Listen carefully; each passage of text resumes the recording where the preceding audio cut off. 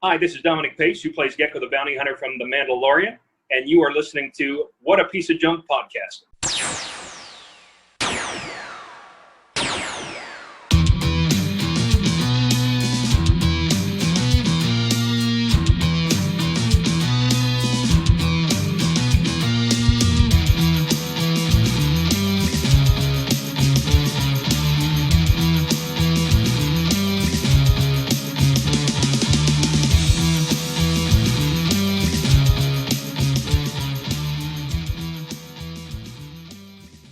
Hello, Space Junkies, and welcome to What a Piece of Junk, the Star Wars podcast here on the Fandom Podcast Network. I am your host, Scott Botman, coming to you live from a remote location in the beautiful state of Franklin. I'm sorry, the state of Tennessee.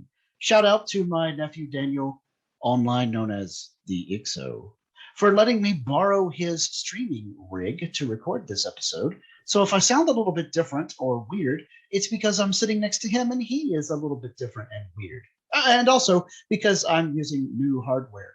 I have an actual boom mic tonight, you guys. It's like hovering in front of my face instead of using the microphone built into my glowy headphones. We'll see if that actually sounds better or worse when I go to do the playback editing. But someone who isn't going to sound any worse and possibly a little better is our very own Dave Filcloni, the gooey, chewy, my original Wookiee co-pilot, Mr. Miracle, and the man of 1,000 nicknames. It's Nathan Miracle. Nathan, how's it going? It's going pretty great today. I've been taking care of your dog while you've been out, and I appreciate mostly that. means feeding him and shoveling out all the dog poo. But you'll need an automated shovel for that amount. He's doing well. He seemed genuinely confused that I didn't let him into the living room today. Just went over to that door and was like, hello. But it's going pretty well. Great, that's awesome. It is a little off-putting for me to be in Tennessee and you not, because normally this works the other way around. Indeed, it does. Yes. Yeah. But someone who is slightly north of Tennessee is our friend in Kentucky. It's Derek Marsh. Derek, how's it going? Evening, gentlemen. It's going great. It's Sunday, August 8th. Crazy as it is, right? And we are going to be talking about Bad Batch episode 15. Yeah. So one more episode after today. So but obviously we've got some exciting things to talk about Bad Batch, not just about the episode, but other than that, things are going good. The weather's been perfect out here. It's been warm and really warm in the afternoons, but not too bad during the day. So we've gone out this early morning, the past couple of days, taking Sophia out for a couple activities. Went to the park today. Yesterday we went to the University of Kentucky's Arboretum, where they have a children's garden center. With all sorts of little activities and stuff. So that was fun. This was kind of the first official weekend. Christina's actually been off now with her new position, because as she's going to be doing Monday through Fridays now, which is great.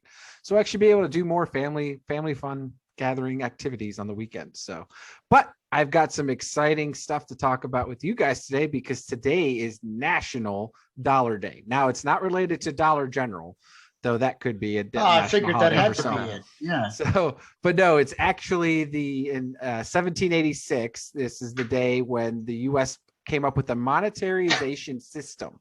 The dollar print and all that wasn't out for several more years when they actually created the current currency, that format that we're used to now.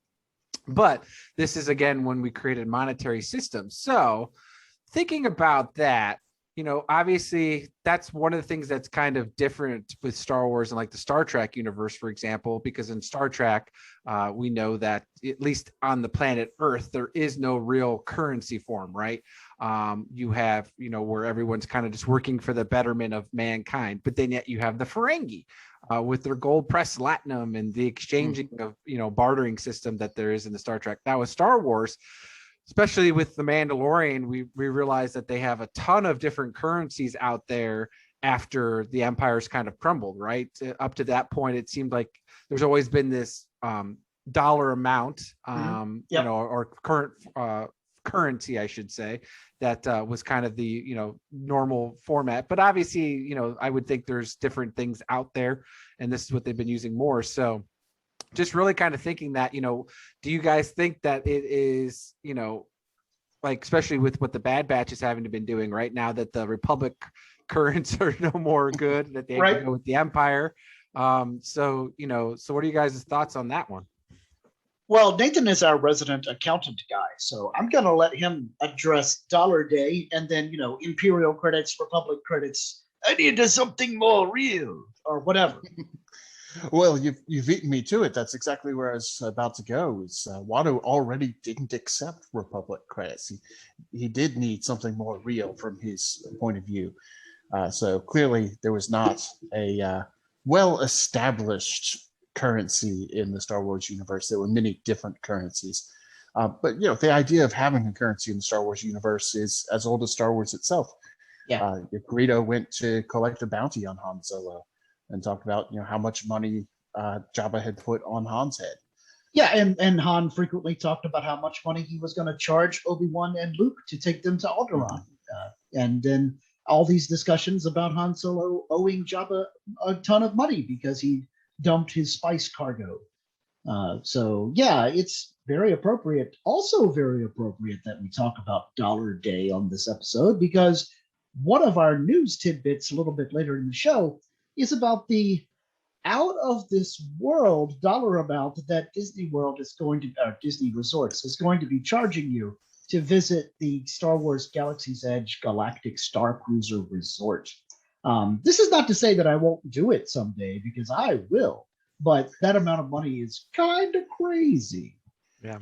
Well, the interesting thing about too, though, in the Star Wars universe is that the actual minerals, though, are obviously still the thing to invest in, right? So whether it's spice or coaxium, those things, no matter what, are always worth high dollar value in a sense, whether that dollar value is whatever currency.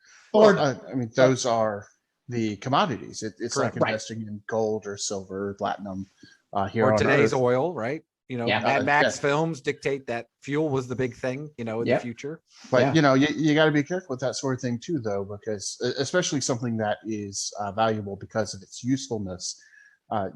Oil, gasoline, back in the day, and I mean, way back in the day before internal combustion engines, gasoline was considered a waste product, a byproduct. Now it's super valuable. But, if we get to the point where electric cars are the only thing we have on the road, then, suddenly it becomes not as valuable anymore. Yeah. And we'll get there, because electric vehicles are being pushed by all kinds of organizations now. Not just car makers, but governmental groups and so on and so forth.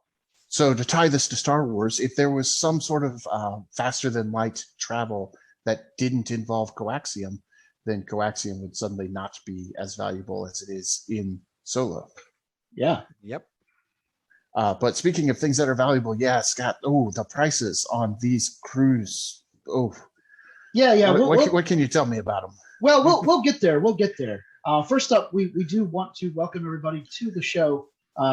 What a Piece of Junk is the podcast on Fandom Podcast Network that is dedicated to covering everything about Star Wars, whether it be the original trilogy, the prequels, the sequels, or, of course, Legends canon, or anything that Disney has made since its acquisition of Star Wars and all of its products, all the way up to the fan films and fan favorite content out there. We have got you covered. So please make sure to stop on over at your local cantina, grab a drink, and cozy up to your favorite alien or droid, and get ready to talk some Star Wars with us. But Derek, please let folks know where exactly they can listen to us out there on the internet.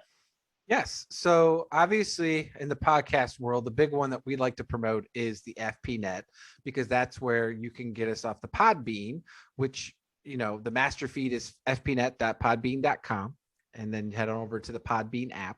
You can also find us on the Apple Podcasts, Stitcher, Spotify, iHeartRadio, and Google Play.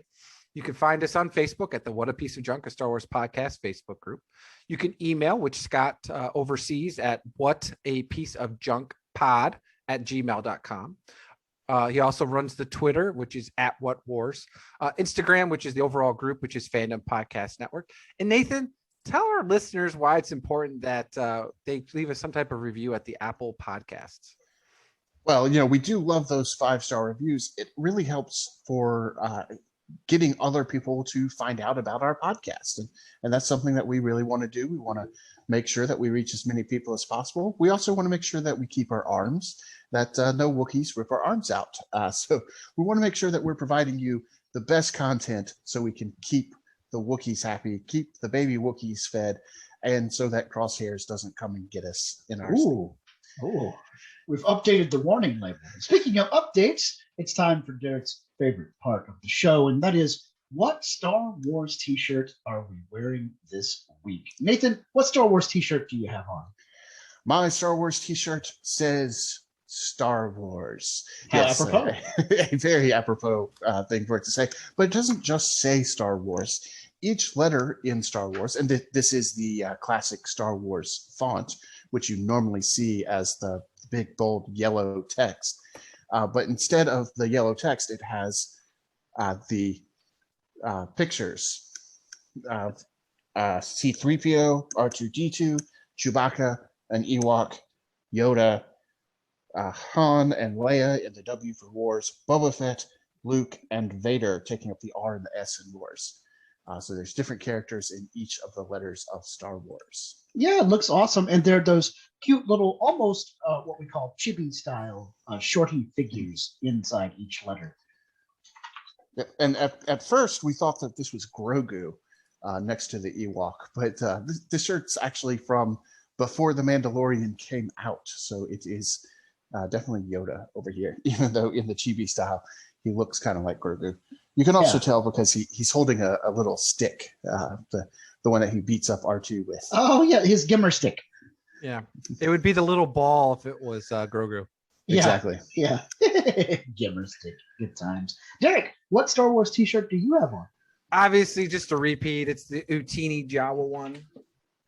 Nice. But what I wanted to actually do was I got finally in the mail the other week, so I'll pop it up here. Ooh.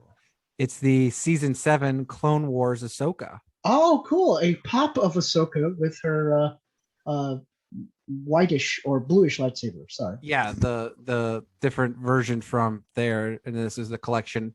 And this is the one that's got Bo-Katan and Wrecker, Cool. as well as Gar Saxon, and then the Darth Maul version of him, from Clone Wars season 7 there. Yeah. But he doesn't have the dark saber though. So it's that one. Yeah. Anyways, Yeah, so but he does have the was my mechanical legs. Yes, he does have the mechanical legs. That's pretty sweet. Well, I like your shirt as well. All right, Scott, that just leaves you. Yeah, so I did bring a Star Wars t-shirt with me when we came on vacation here to Tennessee, so I'm going to adjust the camera. It is my Lone Wolf and Cub inspired Mandalorian t-shirt that has a poster advertising Star Wars The Mandalorian Season 1 in Japanese. So all the writing is on the left-hand side of the old, almost kabuki-style poster of Din Djarin walking away from the beautiful Razor Crest. Pour one out for the Razor Crest.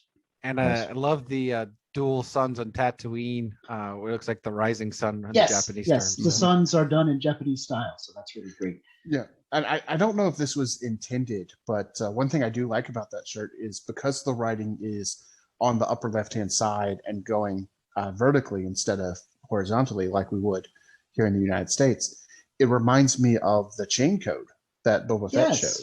Yes, I actually think that the chain code is done in an Asian style as opposed to this being done to emulate chain code, but rather all Japanese writing would remind you of a chain code because chain codes were inspired by Asian style writing, I think. Well, and even the Arabic in itself, it's kind of got a, hiragana and katakana format almost to it. Yes. Yeah, totally. All right, cool. Well, if you guys out there want to get your own awesome What a Piece of Junk t-shirt or mouse pad or iPad case or coffee mug, you can check out our TeePublic store. So head on over to teepublic.com/user/Fandom Podcast Network, or just go to teepublic.com and search Fandom Podcast Network in the search box. And also, if you want some cool geeky pocket tees, friend of the show, Terry Roberts-Lee, does her own geek-inspired breast pocket t-shirts, where she has the solid color t-shirt with a left breast pocket made of fabric inspired by our geeky pursuits like Harry Potter, Doctor Who, Marvel Cinematic Universe, or, of course, Star Wars. That is geekypockettees.com. All right, guys, I'm going to head over to the bar here on Kamino. The sign above the bar says going out of business sale. I'm not sure what that's about, but I'm going to go check out what the Kaminoan bartender has to tell me about the latest Star Wars news and rumors.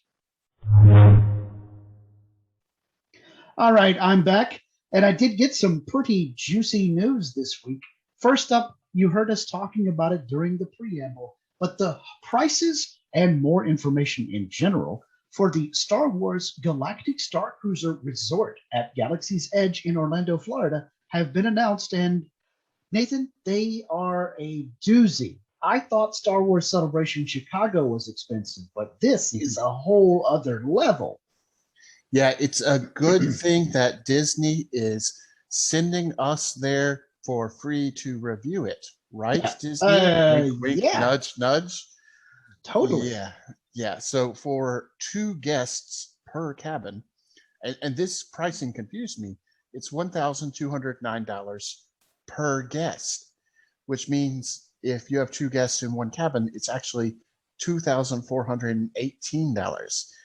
So they've set up the pricing on their website. They know it's super expensive because they've set up their pricing on the website to make it appear less expensive than it actually is. And imagine if you go with a family of 4. Yeah, at least in the sample standard cabin rates graphic, they do show you how much it would cost for the whole trip. So that $1,209 per guest per night means that, and you do stay 2 nights. So it means that your voyage total is $4,809. Oh. And that is 2 guests. If you bring, as Derek was about to say, go ahead, Derek. Well, I was just gonna say, yeah, if you bring your family of 4, because typically most the way, especially the way they usually normally package a Disney bundle, is for a family of 4. And let's be honest, normally, even when they're on sale, I mean, it's still expensive, but for a family of 4 for like 5 nights is like $3,600, $4,000. Yeah. And tickets and all that stuff. and that usually concludes a dinner plan and all that stuff. But this, man, whoo!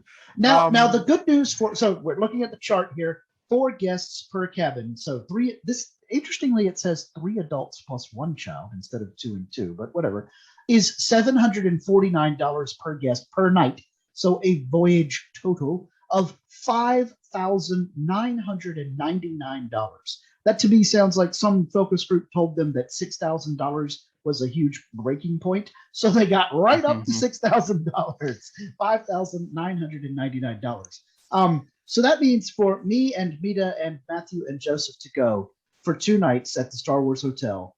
Now, granted, this does include admission to Galaxy's Edge. Meals are included, as Derek was just talking about, but it would be right at $6,000 for that 2-day or 3-day, 2-night vacation to Walt Disney World Galactic Starcruiser. So yeah, that's the kind of thing that we're going to have to save up money for years and plan ahead to make sure that happens. Well, let's be honest. I mean, they're really trying out a lot of stuff here first time. I mean, yeah, as much as I love Star Wars, I don't know if I'd want to deal with 60 straight hours of nothing but LARPing and doing. Yes. I mean, I complain as it is when we go to Gen Con. You do. Yeah. But I mean, at least that's over 5 days on top of it. And it's nowhere near the amount of money. I mean, we're talking maybe 1/5 of that. Yeah. And that's even after me spending money and doing all the activities and buying board games and card games and all that stuff. Yeah. I probably maybe spend, I mean, this is obviously assuming, like I said, boarding with, / 3 other people over the course of the 5-6 days that you go there. But I probably spend $1,000. And like I said, have the time of my life. And I'm not saying you wouldn't have the time of your life doing this, but man, that's just, it's a lot of money. I still want to do it at least one time. And it is important to note that this includes preset times for you to board the rides there at Galaxy's Edge and to go to the particular, areas for souvenirs and so on and so forth. But amazingly, the whole thing is set up. They released a sample schedule, and you bet the whole thing is set up like you are living on a Star Wars starship. A totally immersive environment. You quote unquote arrive at the shuttle terminal when you drive up your car to park at the park, and you take a shuttle pod to the Starcruiser. So you're not going to be seeing people drive up to the front of this hotel and just walk in. They're going to get on a special vehicle that makes it seem like they've gone into space and arrived on the ship in orbit of the planet Batu, and so on and so forth. And there are dedicated story moments within your schedule. But man, guys, your schedule is set out to the 15-minute increment. So they have exactly planned out. You get 15 minutes to go to the bathroom. That's right. They have planned out what you're going to be doing pretty much the whole time. Yeah. That's not vacation. That's work. Well, I kind of like that aspect of it because, quite frankly, if I'm spending this much money, I don't want to accidentally spend too many hours sleeping in the bed. Right. I want to get my money's worth. And gosh, if I'm spending almost $5,000 on a trip, I'm going to want to be jam-packed. Guys, some of the things in the schedule that jumped out at me were on the first day, from 4 p.m. to 4:30 p.m., you muster. I don't know what mustering means in relation to this. I mean, I know it means gathering your troops, but I'm not sure what that means about here on the Galactic Starcruiser. But just before that, from 3:30 p.m. to 4 p.m., sabak lessons.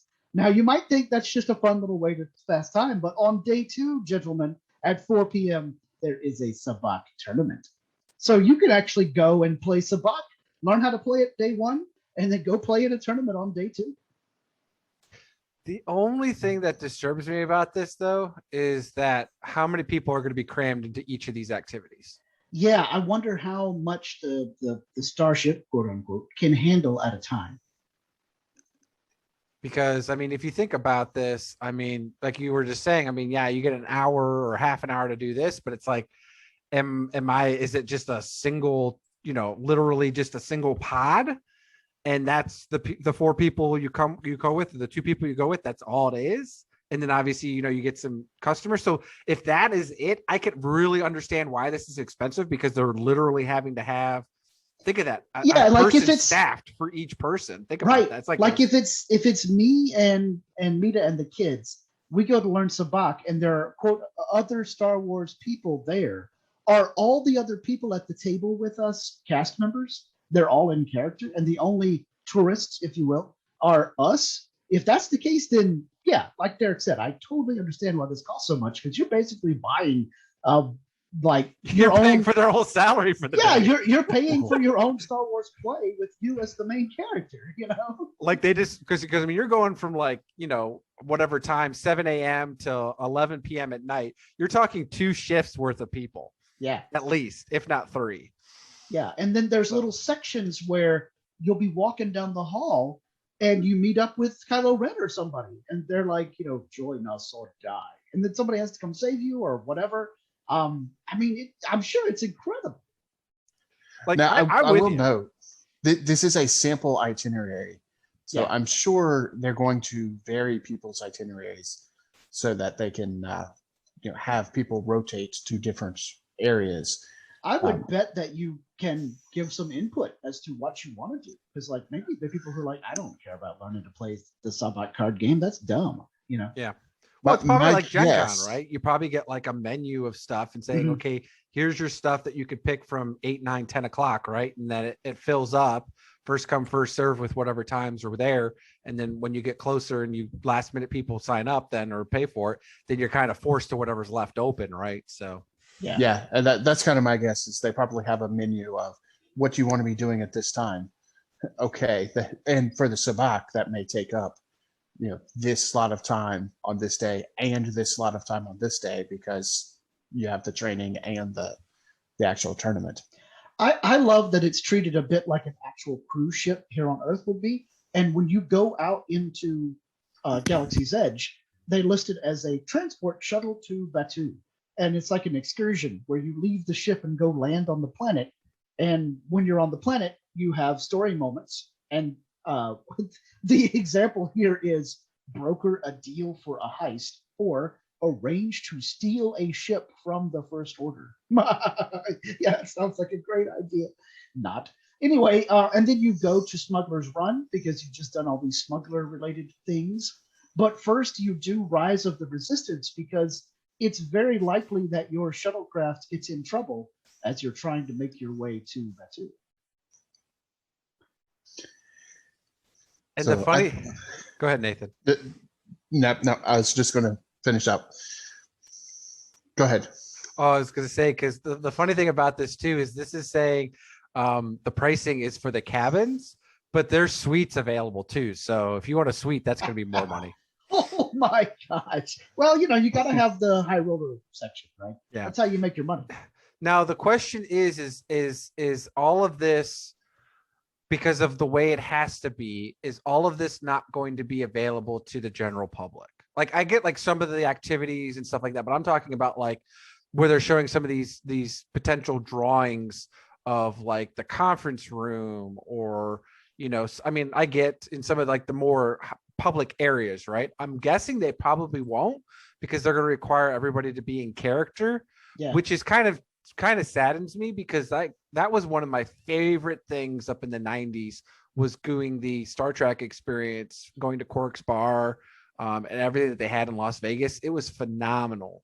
And I feel like, I don't know, that they're going to do all this, because I mean, obviously the hotel is just going to be a hotel too on top of that. Yeah. So you'll be able to just, it'll be connected to Galaxy's Edge, which is cool. And I'm sure they'll have some benefits of staying at the hotel, because it's probably going to be overly priced when it, as it opens up itself, besides doing this immersed experience. But I just, man, there's just going to be. They might open it up to different things at different times of the year, because if you read the fine print on this price list, it says these prices starting from blah, blah, blah. And it says for voyage departure dates, most weeknights, August 20th of 2022 to September the 17th of 2022. Now, I don't know if that's to tell us that these are introductory prices that will. I think that's what it means. First one in the first month. Yeah, or perhaps this is to tell us that this is what they have planned for the first 30 days. Then maybe they'll have like a few weeks of the year where it's quote unquote a regular Disney Resort hotel, and you don't have to be in character, but you also don't get to do all the extra activities. Maybe. Yeah, because it's exactly 4 weeks running is what that is. If these are introductory prices and the prices go up later, I don't even want to think about that. No, it's the other way around. Oh, yeah, good, I think it would come down, because you know how people are about, I want to be the first person to do this. Yeah, but they'd have to come down significantly, or else, like you said, Scott, it's going to be years of saving up money to get to go to this. It's going to be that way. Yeah. Yeah, even with the prices coming down, it's not really affordable. Let's be honest. Disney knows that there are people who are big Star Wars fans who have real deep pockets. Oh, for sure. They don't. Oh yeah, celebrities like crazy will be eating this up. Oh yeah, and they don't have to sell everybody who's a Star Wars fan on this experience. If they get like 5% of us, they'll be fine. Yeah, it's a good thing for them that they don't, because I don't know that I'm going to be able to save up the money to go to this. If I save up enough money to go to this, I'm probably going to put it to something else. Yeah.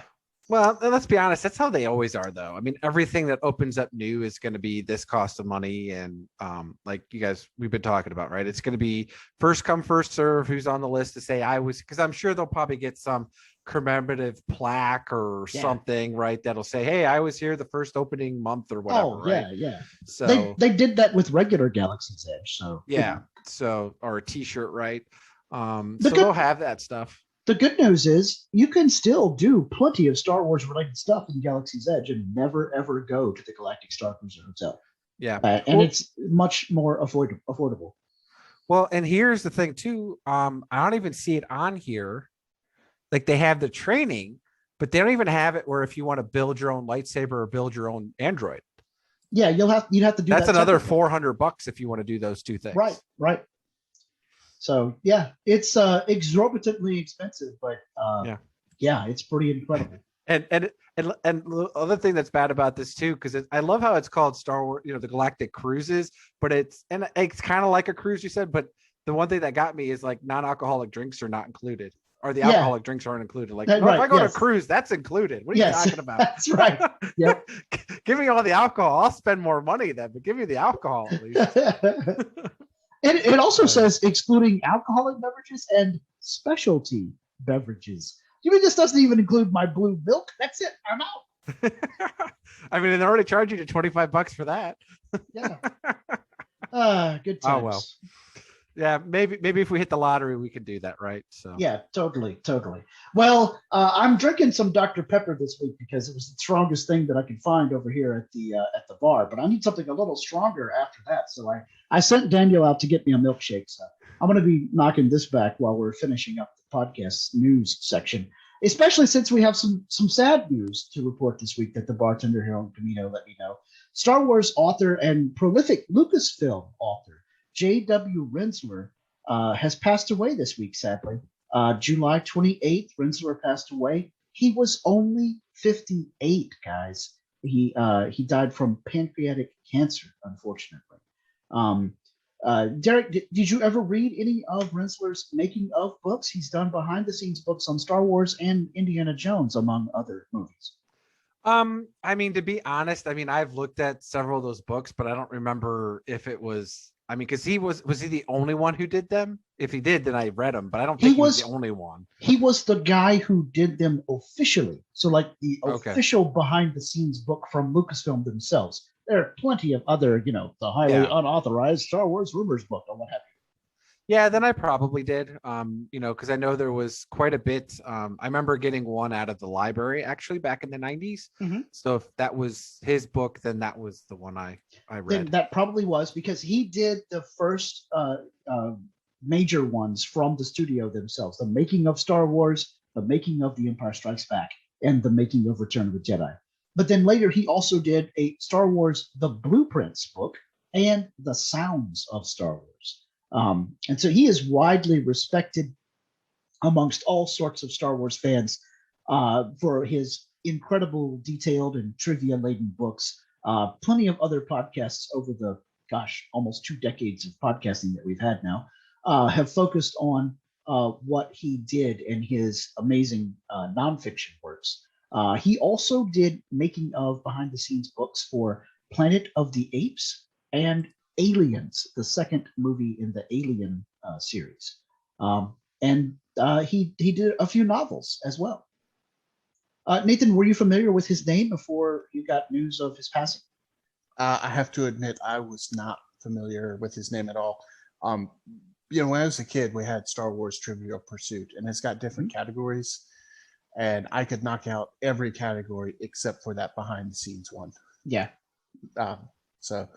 No, I was not big into that style of book. Oh, man. When I was in college, which was similar to the time when you were a kid, freaking babies, I had Star Wars Trivial Pursuit, the big golden box, and it had a little R2-D2 digital die. Yep. We used to, in order to make it difficult, because people that I went to school with that hung out with me, we would just go on like 17-turn runs, In order to make it difficult, you could only get a pie piece by answering a question from the special preview cards that had come out for Star Wars Episode 1, The Phantom Menace. Importantly, the game released before the film, so those questions were really hard. But we still ended up having guys be able to finish the game because, occasionally you'd get lucky and it's something like, who is the senator from Naboo that goes on to become the Emperor of the Galaxy? And even back then we knew, it's Emperor Palpatine. So it must have been Palpatine. And we're like, he's right. Yeah. Now it's trivial. Yes, trivial pursuit. I see what you did there. But no, for listeners out there who are not familiar with Renzler's work, I can't recommend those books enough. Especially during the late '80s, early '90s, when we all thought Star Wars was donezo and nothing new was going to happen. Reading over Renzler's books, because they were released, after the films, was one of the ways that we sort of kept our Star Wars fandom going. So I spent many a day leafing through pages of behind-the-scenes photos in J.W. Renzler books. I was going to say, don't worry, Nathan. There's plenty of pictures. Yes, there are. Yay! I like numbers and pictures. Yep. All right. Well, on a much happier note, we're going to be talking about the Bad Batch episode 15, Return to Kamino, tonight. But also, we got news this week, guys, that the Bad Batch is going to have a second season. So Bad Batch Season 2, totally confirmed as of August the 5th, with a big announcement on the mothership site, StarWars.com, that begins Clone Force 99 will return for another mission. I'm ecstatic. How do you feel about this, Terry? Well, I'm excited. Don't get me wrong, because obviously that means our poor listeners are still going to have to listen to us. But the only problem is I don't like that it came out now when they're right before they're getting into the season finale 2-part episode. Like, I would have preferred to be like everything else where I get to find out after the final episode, because now at this point it's like, well, okay, which we kind of figured anyways it wasn't going to end, but now there's no mystery that, well, at least somebody has to survive, or they all survive, right? I just felt like that point, it's like, oh, okay, well, hooray, Or even worse, now we know that they can give us a cliffhanger without having us revolt, because we know that we're getting in season 2. So yeah, it's not going to be, Clone Wars. So right. But outside of that, I mean, obviously I'm super excited. Again, as we've been progressing through this season 1, reflecting on it, and we'll probably have a reflection episode here recording once everything's compiled, right? And after we talk a bit about the season 2 Mandalorian Luke finale episode, but really just overall, I've liked the way it's progressed, and I really would be excited to see where they go with the rest of these characters. And obviously, as typical Filoni, we're going to see a lot more of his other character creations over the years. And then, just how things are going. Like I said, excited. We'll see. Especially, when we talk episode 15 and then episode 16 next week. Yeah, Dave's actually quoted in this article on StarWars.com, quote, "The entire Lucasfilm animation team and I would like to thank Disney Plus and our fans for the opportunity to continue telling the story of the Bad Batch," added executive producer Dave Filoni. Obviously, Nathan, you already knew this was going to happen, what with your neural connection to the Dave Filoni universe. But obviously, for those of us, yes, for those of us who don't have your telepathic link, tell us how you feel about Bad Batch season 2 announcement. Well, we just talked about how I love numbers, and 2 is one of my favorite numbers. So I'm really happy that we're getting a second season. I always love to hear more D. Bradley Baker, who, and by the way, this show you get plenty of him. That's true. By the way, congratulations to D. Bradley Baker for being in the recent Suicide Squad movie as the voice of a rat. But wait, wasn't it a weasel? No, he was a rat. Oh, that's right. He was not Sebastian. the weasel. Yeah, he was Sebastian the rat. Yes. Yeah, Sebastian. That's right. Probably my favorite part of the movie. Alone amongst people on the podcast tonight, I have not actually seen the new Suicide Squad, but I'll check it out when I get back from vacation. But just so you know, they actually got 2 real rats to do that. Yes. It wasn't all CGI. It was partial CGI, partial rat, and all D. Bradley Baker. So one thing that I noticed about the website here, though, is at the top of the website, there's a picture of the Bad Batch, complete with Omega and complete with Crosshair. But now the picture at the top here is definitely from the beginning of season 1, because Omega is wearing her Kaminoan outfit, including the headgear. That's true. So it is from before we knew that Crosshair was going to go off the rails, or perhaps stay on the rails while everybody else goes off. Yeah, depending on your perspective, right? Yeah, but I do have questions about what's going to happen with him. in season 2 and in the next episode. Yes, totally. Well, we are super excited that the Bad Batch is getting a season 2 because, as you can tell, we like analyzing Star Wars and we love analyzing Star Wars animation in particular on this show. But there are lots of other shows out there on the Fandom Podcast Network where people talk about other things that they love. And you're going to hear about them right now as we take a quick break for Kevin to tell us more about the other shows here on the FPN. Hi, this is Delilah S. Dawson and her current cold virus, and you are listening to What a Piece of Junk podcast. Thank you for listening. We hope you're enjoying this podcast. We'd like to continue to feed your ears by inviting you to listen to these other great shows on the Fandom Podcast Network. It starts with our flagship show, Culture Clash, discussing the latest in entertainment pop culture. Bloody Kings, Immortals Take Notice, our show covering the entire Highlander universe. Couch Potato Theaters, where we celebrate our favorite movies. Time Warp, the Fandom Flashback podcast discussing a year in movies and our favorite retro movie and TV pop culture topics. Good Evening, discussing all things Alfred Hitchcock. Union Federation, our Star Trek and Orville show. Hair Metal, the 80s and early 90s rock metal podcast. Type 40, our show covering the time-traveling Doctor Who universe with host Dan Hadley. Lethal Mullet, an 80s and 90s action film podcast with host Adam P. O'Brien. Also check out the Lethal Mullet Network for more great podcasts. What a Piece of Junk, a Star Wars podcast with hosts Scott, Derek, and Nathan. Making Treks, a Star Trek podcast, a deep dive into the final frontier with host Mark Newbold and Adam P. O'Brien. And check out our newest shows, The Fandom Show, our monthly Fandom Podcast Network live YouTube exclusive show about the month's hottest topics in fandom, and the FPN True Believers MCU podcast, discussing the Marvel Cinematic Universe and the related Marvel television and streaming MCU universe, including the connections to the original Marvel comics. You can find the Fandom Podcast Network on several platforms. Please subscribe to the Fandom Podcast Network YouTube channel to receive notifications of new podcast episodes and live events.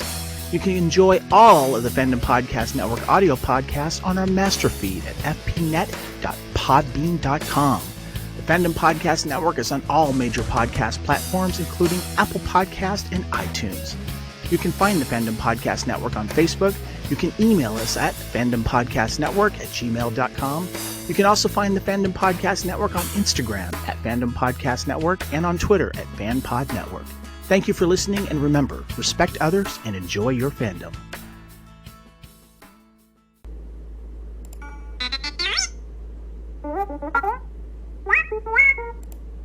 Hi, this is Eric Walker, the original Mace, the OM in the universe. Sorry, Sam Jackson.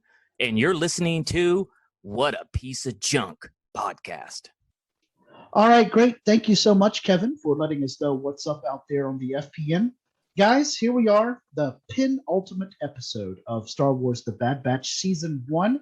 Time seems like it drags sometimes during this whole pandemic crisis, but yet it feels like this show has moved pretty quickly to the end of its first season, from my perspective. Now, that could be because we're used to Star Wars animation seasons lasting a little bit longer than 16 episodes, but maybe it's also because these episodes are somewhat short sometimes compared to something like Star Wars The Mandalorian.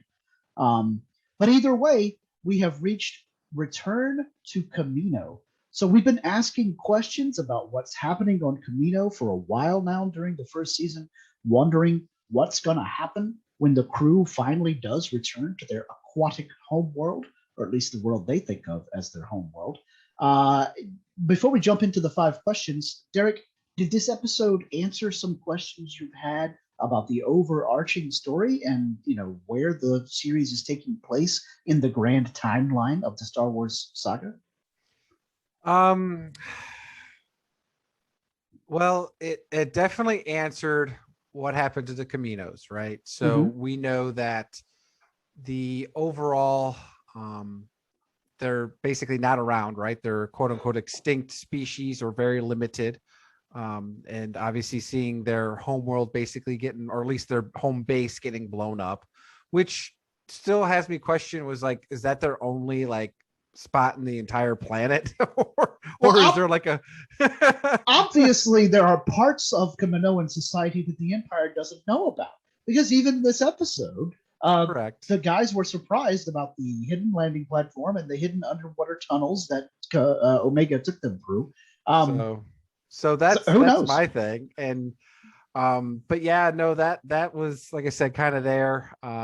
And then, we'll go into a deep dive question here at the end about something that we kind of, is it answered, or is it just Omega's comments, or what's going on, right, with particular the Bad Batch. And then, obviously we get the understanding here at this point that, that basically all the clones are getting, commissioned off, and that it's a dying breed. But then the Empire, or specifically the Emperor, is wanting the clone technology, right? Specifically for we know what. So it's kind of interesting again to see them continue to tie this in with the cloning. And again, all the important scientists were saved. So, which again, we see that in The Mandalorian quite a bit throughout both season 1 and season 2. Yeah. Nathan, did the episode answer some of your long-standing questions here in season 1 of the Bad Batch, or other like Derek was talking about? Where exactly is this taking place? What happened to the Kaminoans? That kind of thing. Well, that actually segues great into question 1. Because we always have our 5 questions here, and question number 1 is, what did you like most about this episode? And the thing that I like most about this episode is that we do get some answers to those questions. Excellent segue. Look at you doing podcaster stuff. Yay! And question number 1. Hey, I like numbers again. So it was always a question of what happened to the Kaminoans. I don't think they're an extinct species, but they are definitely less prominent in the original trilogy era, because we don't see them at all. So there were, and the big universe. It's a big universe, so they may be just elsewhere. But Palpatine's not one to leave loose ends lying around very often. Yeah. So you have to figure something happened to them, and first rule of assassination: kill the assassins. That's how Zam Wessel died, and I would think first rule of cloning an army is kill the cloners. That's exactly what's happened here, and I'm glad we got to see it. And it's something that I've been asking for this entire season. So many of the episodes were good episodes in and of themselves, but didn't really seem to relate to the universe at large. And then this one comes along and just blows Camino out of the water, so to speak. Literally.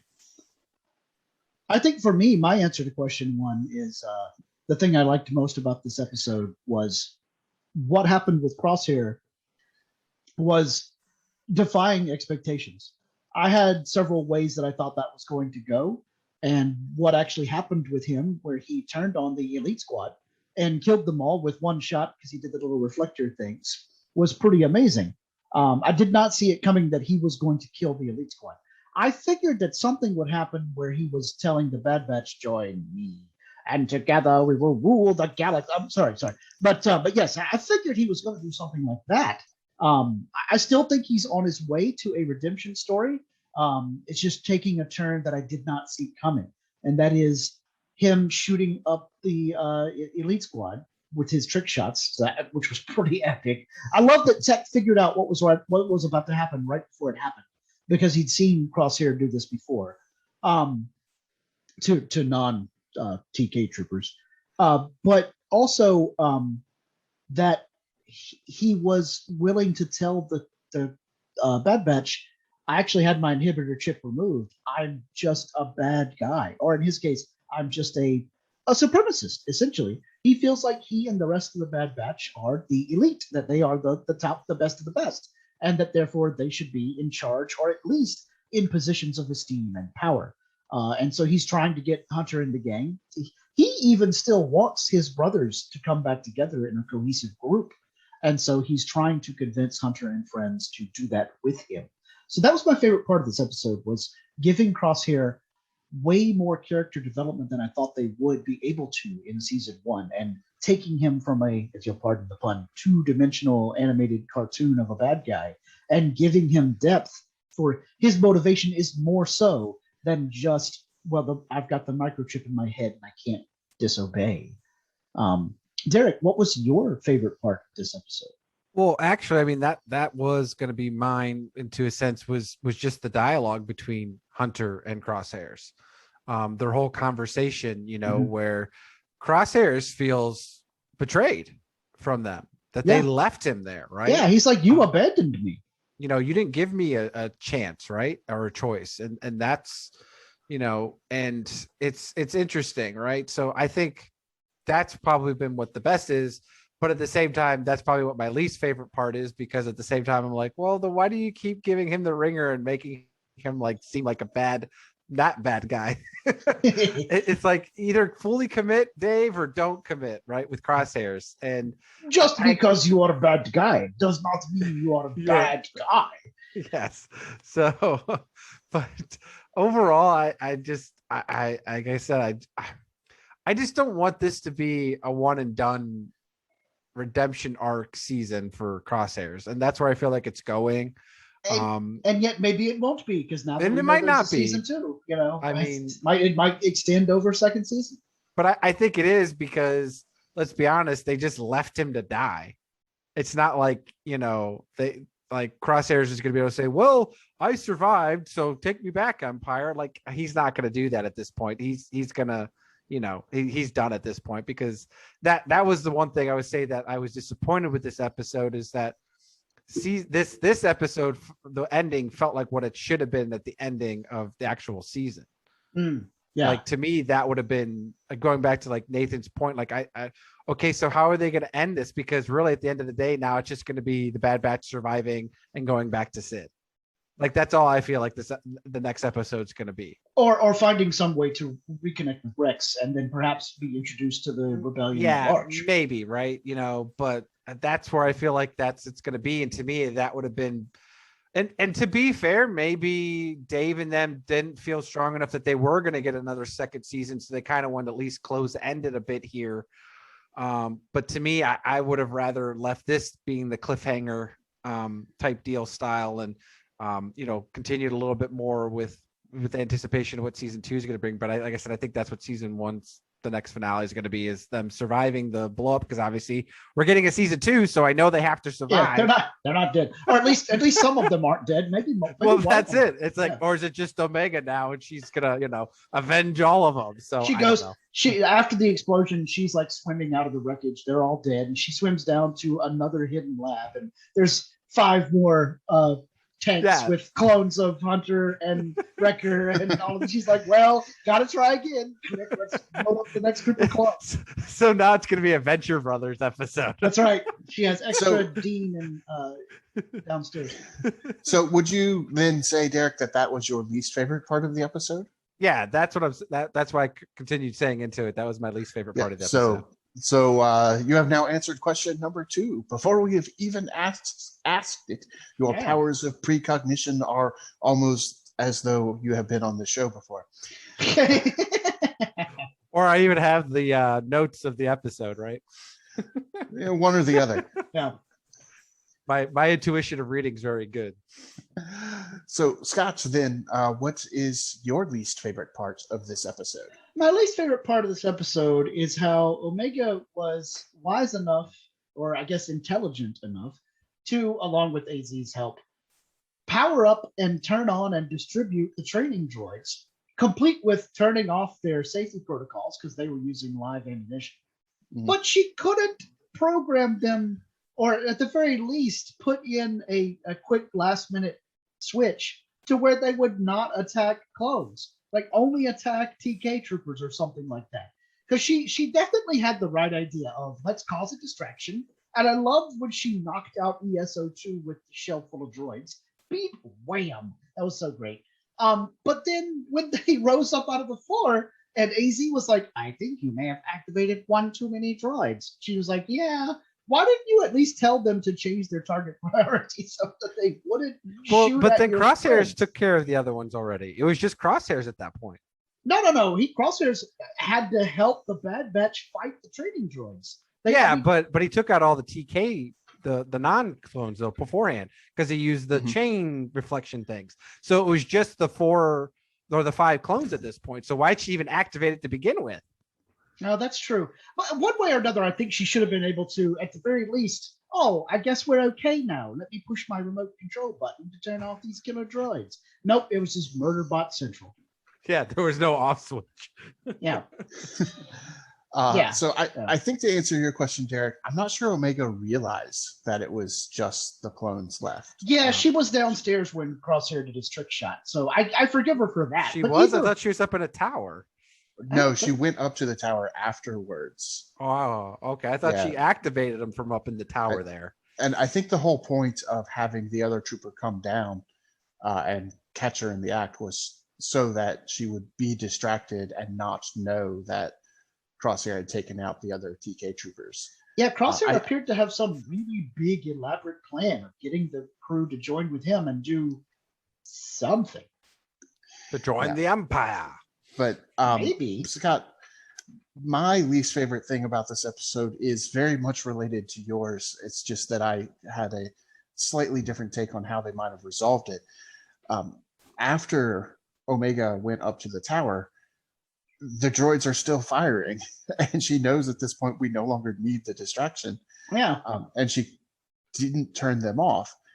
I wish that there was a line when she was setting the whole thing up where she said something along the lines of, once we activate this, we won't have control of them anymore. Right. Just to clue us in, the viewers in, that she can't just press a button and stop it. Because every other time we've seen these drones, they've been controlled from that tower. Mm-hmm. So I was very confused as to why she was up in that tower, just kind of watching everything and not pressing the off button. And this episode taught us that if there's one thing Omega knows, it's secret backdoors and programming hacks for Kamino technology. Because she knew where the secret landing platform was. She knew where the transport tube was. She knew where the secret laboratory was. She knew how to turn on the training droids in the first place in killbot mode. And I'm like, come on, girl, get it together. But hey, I'm at the end, or at least have the episode tell us why she can't. At the end of the day, though, I am getting angry at like a 13-year-old in a crisis situation. So maybe it's just, she didn't think clearly enough to do that part of the plan.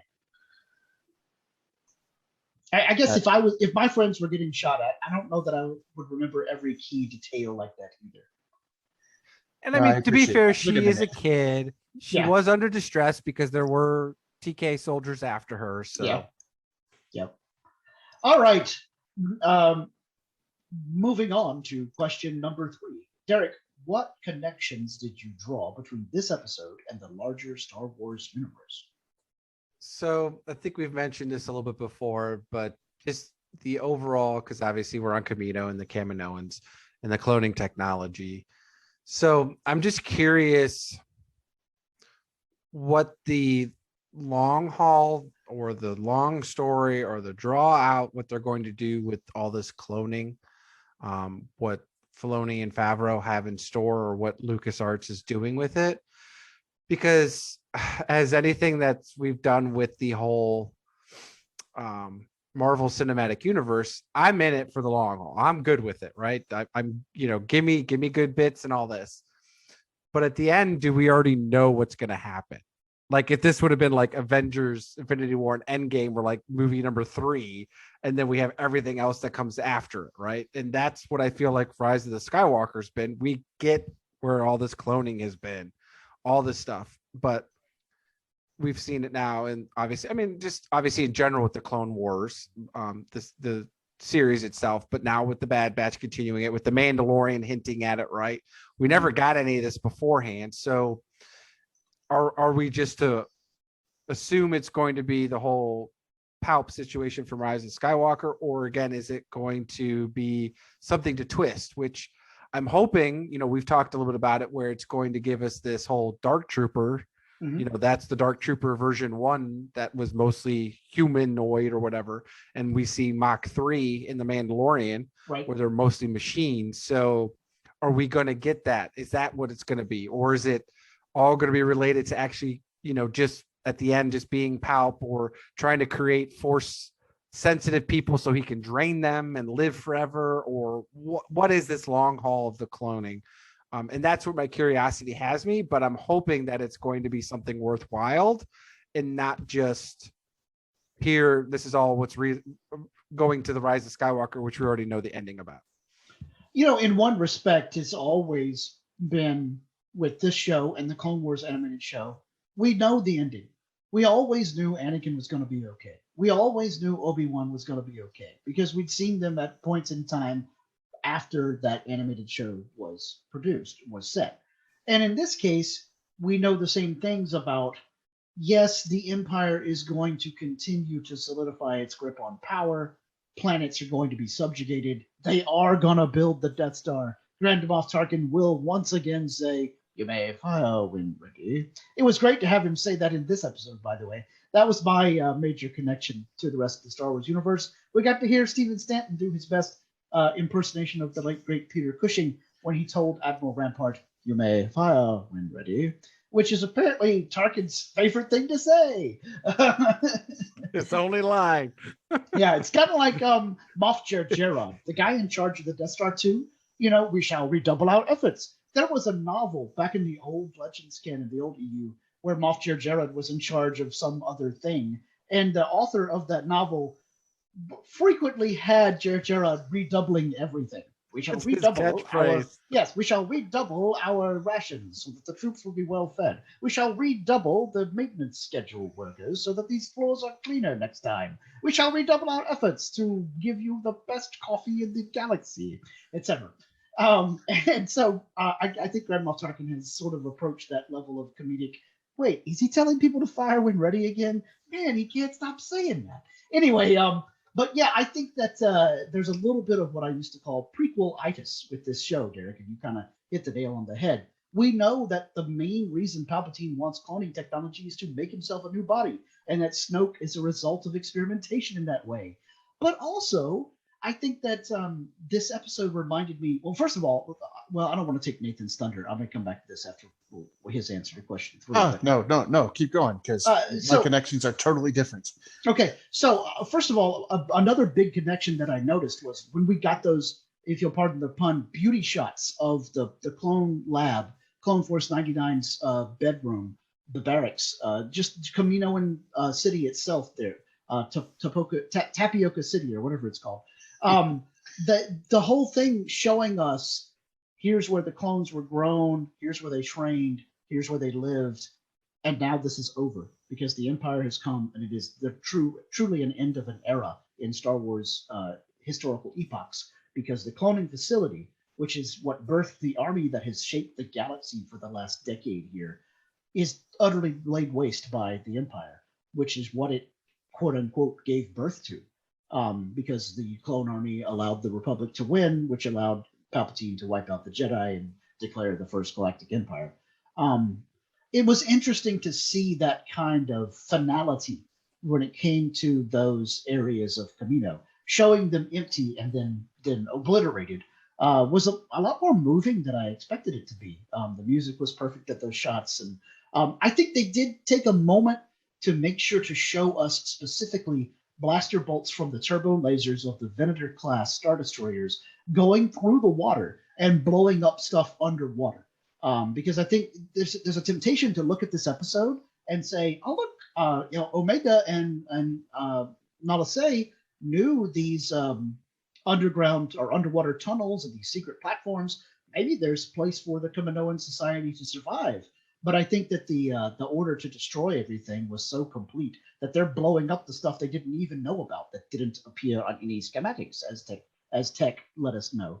So I think we were shown that footage of the underwater blasts to definitively tell us we're wiping it all out. Because Palpatine wants this technology not only because he wants to make himself clone bodies, he wants to corner the market on cloning technology so that nobody else out there in the galaxy can do what he just did and make a quick army of clones, turn it around to overthrow him.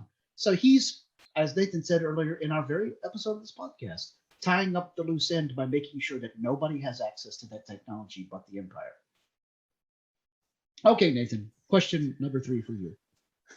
Wow, that was a lot to unpack there. I think my answer is not going to be quite as grandiose, but but in some ways it kind of is. The connection that I really drew was the fact that this final confrontation, well, semi-final confrontation, Right. because we do still have one more episode to go. And a whole other season. True. But as you mentioned, Scott, this is the end of an era for the clones, particularly, and it's ending in the training room. If I were to go back and give a recommended order list for the Clone Wars cartoon, I would start off with the Domino Squad, the training episodes. Now, they showed up in season 3. The whole timeline of the Clone Wars cartoon is not at all close to the release order.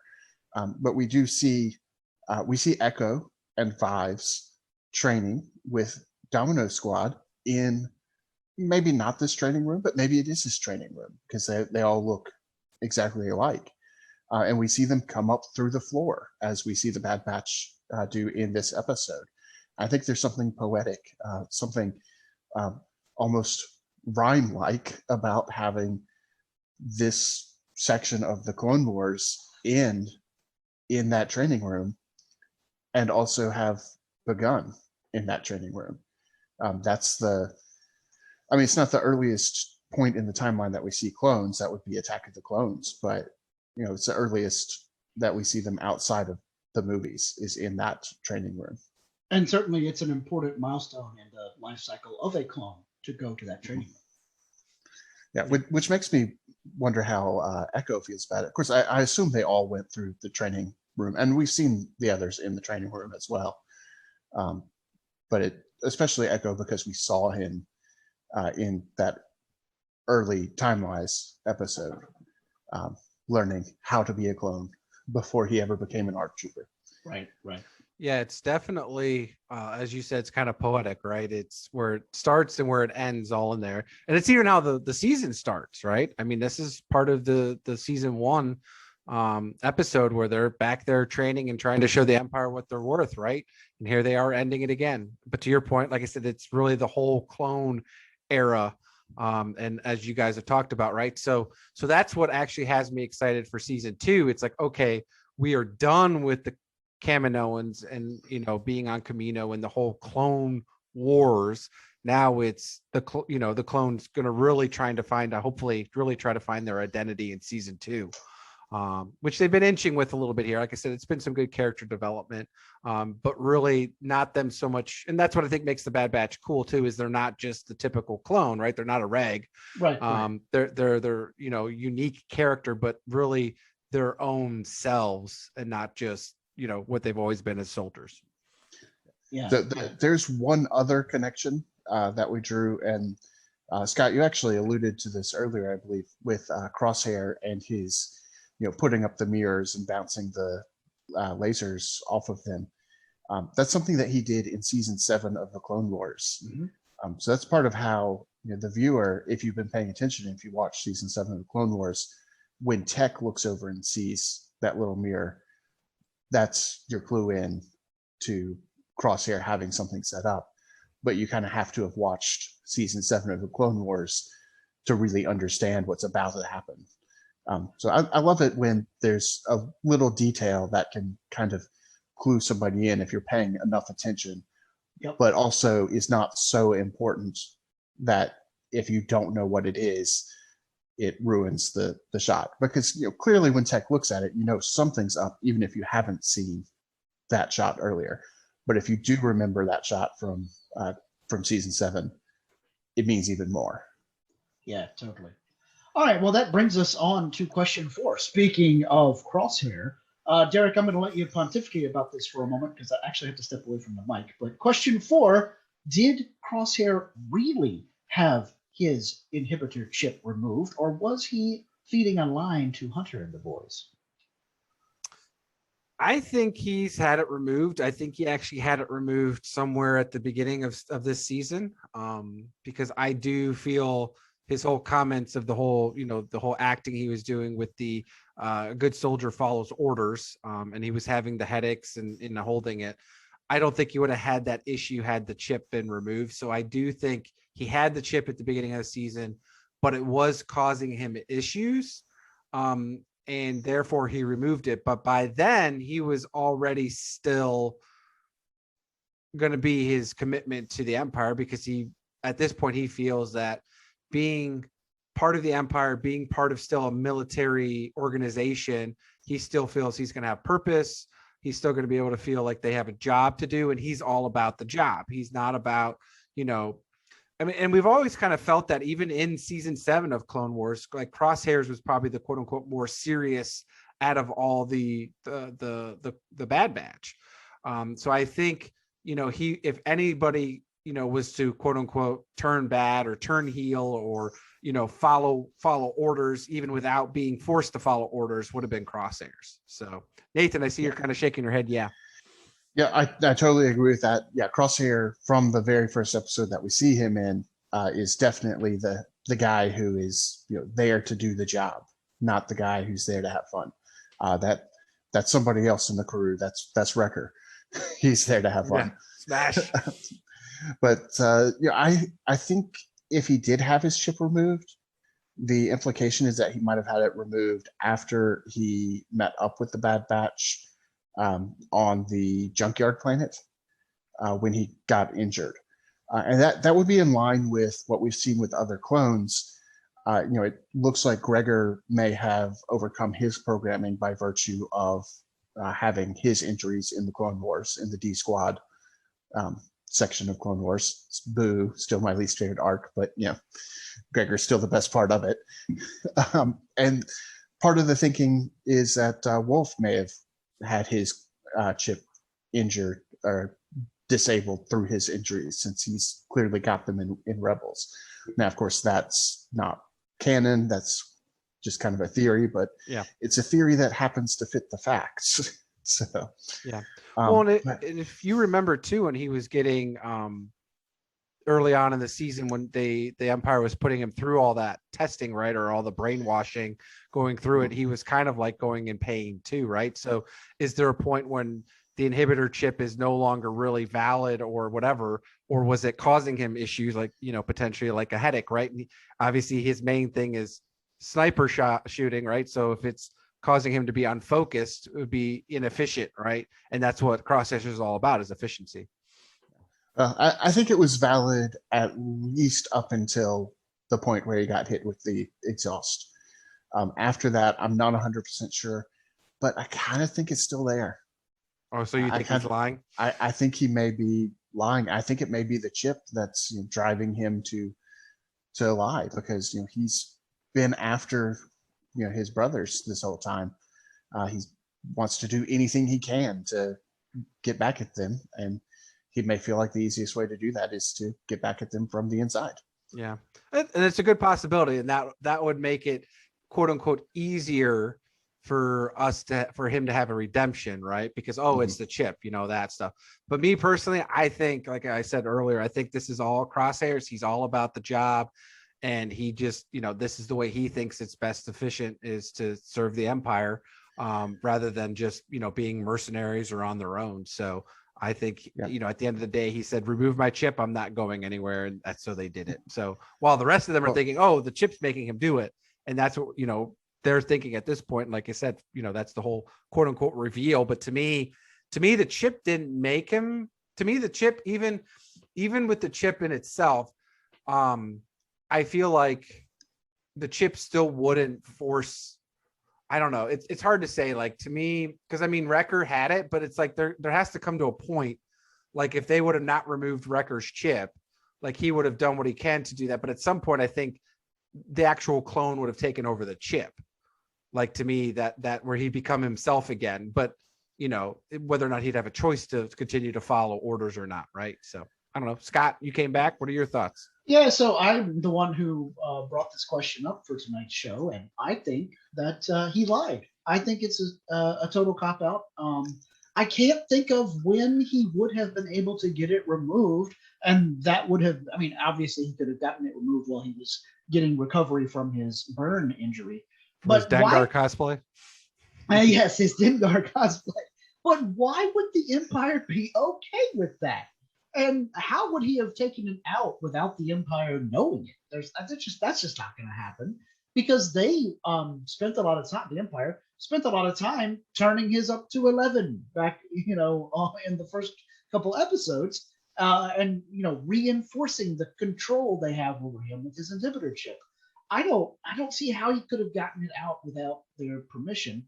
And I don't see them giving him permission to remove it, especially when the other 4 guys in his squad were a bunch of traitors from the Imperial perspective. And Omega seemed convinced that he still had it almost every time. She frequently told the rest of the crew, Crosshairs doesn't know what he's doing. It's not his choice, blah, blah, blah. But then Crosshair made a big deal out of choices when he was talking to Hunter in this episode. He's like, I'm going to give you what you didn't give me. And he said a chance, but I thought he was going to say a choice. I think in this case, they're almost synonymous terms, giving them a chance to make a decision about, what they do and how they react to him. And because obviously he's been very bitter about the way that all went down. So that kind of makes me lean toward the idea that maybe he has had the chip removed, but he's still angry at them, which is why he was still working for the Empire. So it's a well-written episode to where I could see it from both perspectives. And now I don't really know what to expect in the season finale as to whether or not he really has the chip or if this was, a situation where it was removed and now he's been operating just on a path of revenge against his brothers. Does the Empire... Well, see, and I think that's where we'll find out that the Empire... Because doesn't the Empire do brainwashing on the TK soldiers, or how? Sometimes there's psychological conditioning for a stormtrooper, yes. And of course, we know that the Empire has no problem messing with people's minds via the Force, because in all the way far back as the very beginning in 1977, Darth Vader says she has shown considerable resistance to the mind probe. So they got psychological stuff going on from day one. And I'm wondering if that's what they tested on Crosshairs. Maybe so. So they removed his inhibitor chip, but then still did it this way, and that's how they're mind controlling or forcing him to do it, right? Yeah. ITO droid watch is now at level 5 because I'm expecting to see the big black ball of death with hypo needle. Beep, beep, beep, beep, beep, beep. Yep. So. Yeah. All right, it'll be fascinating. It's a really great way for them to develop that character to make us question, was he using the chip, or was it out of his hands, or was he just, he's just that guy? Well, and I think we'll obviously get that immediately in the next episode. Yeah. Dragged on. So that's a season finale question that has to be answered. All right, and speaking of questions that need to be answered, but probably won't be next week. Question 5, Nathan, do you think the Bad Batch, Clone Force 99 specifically, was created on purpose? We have heard a lot of discussion about the term mutation and a lot of discussion about the term deviant clones or even defective clones. Nathan, do you think that Nala Se and perhaps Omega herself helped alter some clones to create our Bad Batch? Yeah, it's a really interesting question because Omega does talk about the fact that she was there in Nala Se's secret laboratory when these clones were created. And I noticed that Echo was not in the shot when she said, when you were here. Yeah. Because Echo was a reg. He was not part of Clone Force 99 to begin with. That came later. Speaking of clones who had their chips deactivated through injury. Or separatist tampering. Or zombie. Or whatever happened to him. Regardless, it doesn't work anymore. But yeah, that does bring up the question is, did Nala Se and Omega do this on purpose, or did they get clones that they identified as defective or deviant or mutated and just curate them instead of creating them? And I kind of think it's the curating one. I kind of think that they are actually defective. It's just that the Kaminoans are really good at what they do. They identified, hey, this one is defective. Oh, what kind of defective trait does it have? Oh, this particular one is going to be much larger and stronger. Oh, this particular one's going to have enhanced eyesight. Oh, this one is going to have super high IQ. Oh, this one's going to be able to deal with the others. and also, I know Hunter has the other senses too, but I really feel like his power is being able to control the others, because leadership is a desirable military trait. Maybe he's an ability for cards, force sensitive. maybe. But he has diplomacy times 2 while present with another clone. I do think it is possible that that they just took defective clones that they identified early and told Tanwei, yes, we will get rid of those for you. We will take care of them. Wink, wink, nudge, nudge. Okay, let's see what we can do with these. Yeah. And it was all off the books as far as the Republic was concerned, because they didn't even know that lab was there. Side note, I really enjoy that an episode that had Grand Moff Tarkin also involved a laboratory, because the late, great Peter Cushing, of course, was famous for being Dr. Frankenstein on more than one occasion. And the Bad Batch secret lab has always reminded me a bit of It's Alive! It's alive! Anyway. But, this is just kind of my theory here. And I can understand how this question could have different answers. So, Derek, I'm interested in what you think. Do you think the Bad Batch, Clone Force 99, was created on purpose? Actually, before we get to that, let's talk about the bigger reveal, actually, is that we joked about it. Is Omega actually the bigger sister?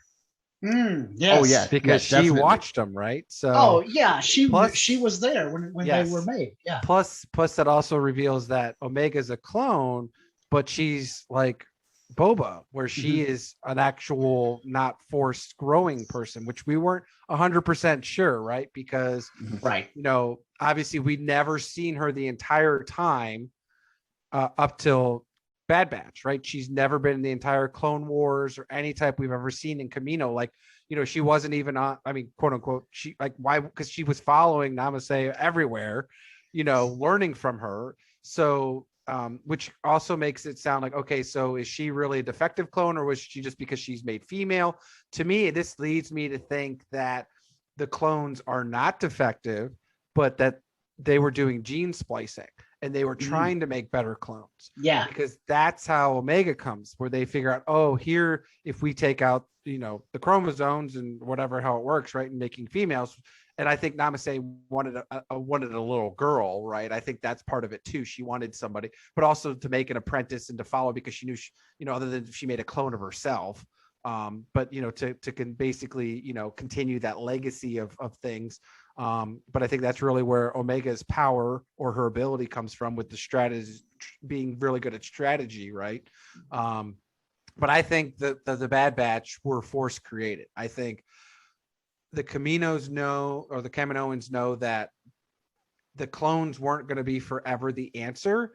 And whether the war was going to continue or not, they didn't know up to this point, right? So they needed to be able to create something better at some point to be able to combat the separatists, or what was going to be able to keep them coming, right? Why wouldn't the Republic just turn to androids at some point, right? Why would they keep coming with clones? Because, to be honest, I don't know which is cheaper, but I would think droids would have to be cheaper than clones, because droids don't eat, droids don't sleep, plus they can be built in a day while clones aren't, right? They have to be, so I think droids were cheaper. Which obviously leads us to the point, I think that's what makes the clones superior, right? I think we all agree there, but they were more vastly expensive. So I think there was going to be something to come where the Kaminoans had to make sure that they kept the Republic in their pocket some way or another with, you didn't like version A, well, here's version, B, C, D, or whatever they wanted to come up with. And I think that's where, like I said, they were doing stuff. And obviously that's why the Bad Batch was still released to go out, because up to this point, the only defective clone we ever really truly see was, I can't remember, the janitor. What was the one? 99. Yeah, 90. Well, that's why. Yeah. So I think it just went by 99, and that's was why. Was it just 99? Okay. That's why Bad Batch is Clone Force 99. Correct. In honor of him. Correct. But but like I said, so he just was a janitor. Right now, granted, he didn't have special powers, but he was to me a true defective clone. But they kept him around because they're like, well, we need somebody to clean up the toilets. So, well, in keeping with my usual theme of taking things from a certain point of view, my answer to question 5: do you think the Bad Batch Clone Force 99 was created on purpose? I do. I don't think they were mutations, and I don't think they were deviants that Nalase and Omega worked on, out of a side project. They were created in so much as they were created by the Force. The Force, the cosmic Force, intends for these guys to be here doing the things that they're doing. So they were going to be created no matter what. So yes, they started out as regular old run-of-the-mill clone troopers, but then the Force intervened, much the way it did with Anakin Skywalker, and mutated them in such a way that they caught the attention of the Kaminoans. And I think that Lama Su even had the idea that, like Derek was saying, these could be better versions of the clone troopers that the Kaminoans would use someday. But in this case, he wasn't planning to use them to entice the Republic to keep paying Kaminoans money for clones. He was going to use them as his bulwark, his stopgap against whenever Palpatine turned the clone army on the Kaminoans, because he knew this was going to happen. I think it's probably likely the Kaminoans are known as cloners throughout the whole galaxy for a whole generation. Then they were forgotten about. I think the Kaminoans orchestrated that so that remember in Attack of the Clones, there's a big subplot about Obi-Wan being like, there should be a planet here, but it's not on any map. And that turns out to be where the clones are. And so I think the Kaminoans had embraced obscurity as their number one defense. Because I think more than once in the past, a customer has gotten an army of clones, or at least several squads worth, and then decided to turn them on the Kaminoans and be all like, well, now I'm just going to take over your operation. And that is the genesis of things like Clone Force 99 as the secret backup weapon, or even just the genesis of inhibitor chips. Because if the customer didn't necessarily request all the clones have an override switch, Lama Su and friends wanted to make sure they all had an override switch. And so that was how they knew how to set all that up. I really think that Lama Su was smart enough to not get killed by those TK troopers. I think he's somehow going to come back. And like this episode and definitely next episode was to open that door to us of, oh, look at all this stuff in Tapioca City that the Empire doesn't actually know about. It's not showing up on any schematics, secret tunnels, secret labs, secret landing platforms, all kinds of things like that. So yeah, the Bad Batch was created on purpose, but it was done so by the Force itself. That's my answer to question 5. Well, not just that. I mean, to even go further too, Scott, I mean, we know the Kaminoans have to have other bases set up somewhere else because we already got that we saw one. Yeah, we saw the ruins of one. Yeah, so that's the funny thing about it. It's like, okay, does Palp literally go everywhere around to hunt them all down? Then are you saying that Admiral Rampart, an Imperial admiral, may have acted in such a way that he was being overconfident and arrogant when he said, "Don't worry, the Emperor can be told we have the market cornered on cloning technology." Yeah, right, pal. Yeah. So, yeah. But anyways, we'll see. All right, and if we see next week on the season finale of season 1, you can bet your last Imperial credit or calamari flan that we will be talking about it here on What a Piece of Junk. So for now, we want to thank all of our listeners for joining us on this episode. Please remember to find us on social media and hit us up with your thoughts or ideas or feedback or suggestions about what we can do to make this show more enjoyable for you. Derek, where can folks find you on social media? Find me running the Facebook page, What a Piece of Junk, a Star Wars podcast Facebook group under my real name, Derek Marsh, as well as Twitter at HoodieDM83. Nathan, where can the listeners find you? You can find me on Facebook under my real name, Nathan Miracle. You can also find me on Instagram or on Twitter at Gooey Chewy. That's GOOEYCHEWIE.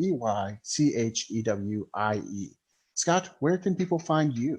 You can find me on Facebook under my real name, Scott Waltman. I'm on Twitter at ScotticusMax. And I do write my own science fiction novels. You can check out my author website at writegreatscott.com. But until next time, Nathan, punch it.